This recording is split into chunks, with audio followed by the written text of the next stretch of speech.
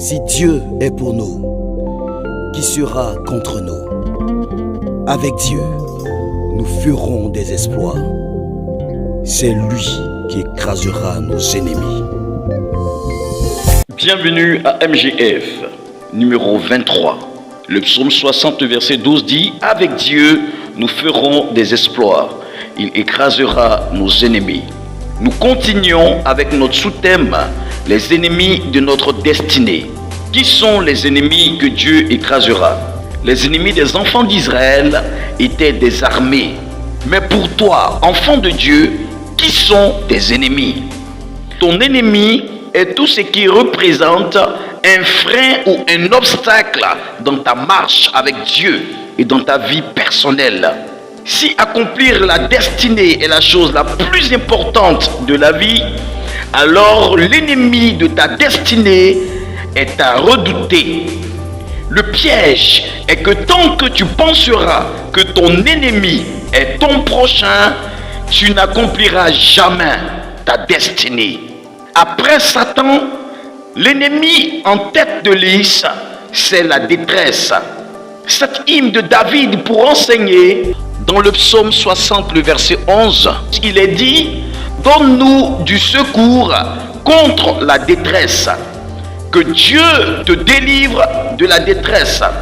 Que Dieu nous délivre de la détresse. La détresse est une angoisse causée par un sentiment d'abandon, d'impuissance, par une situation désespérée. Une personne en détresse est susceptible d'abandonner, n'a plus d'espoir et ne peut se laisser conduire. Une personne en détresse ne peut adorer Dieu, encore moins le louer. Rappelons que l'adoration est l'expression de notre amour pour Dieu et la louange est un acte de reconnaissance pour ce que Dieu a fait. Vous comprenez donc que la détresse est un poison mortel à la vie spirituelle qui atteint le physique. Une personne en détresse éprouve de la solitude. Pourtant, Jésus a dit, je ne vous laisserai jamais seul.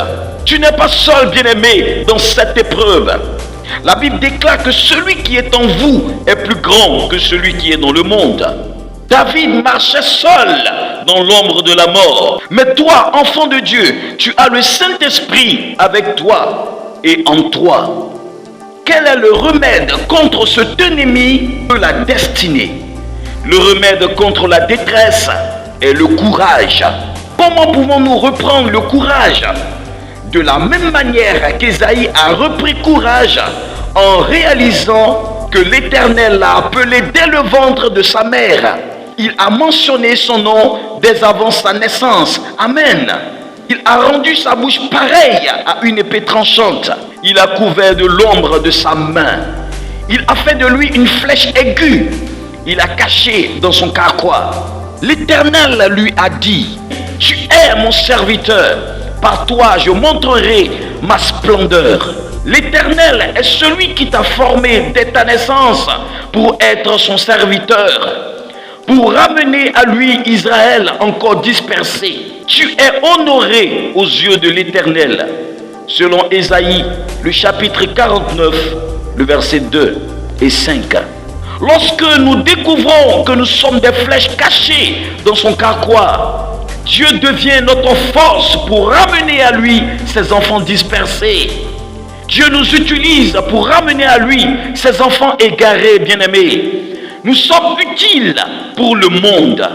Chaque fois qu'une génération est sur le point de mettre au monde un enfant de destinée, une excellente flèche de salut comme Moïse ou Jésus est lancée par le Créateur. Tu es cette excellente flèche de Dieu. Si tu réalises, alors Dieu écrasera ton ennemi, la détresse. La suite dans votre prochaine émission. Shalom.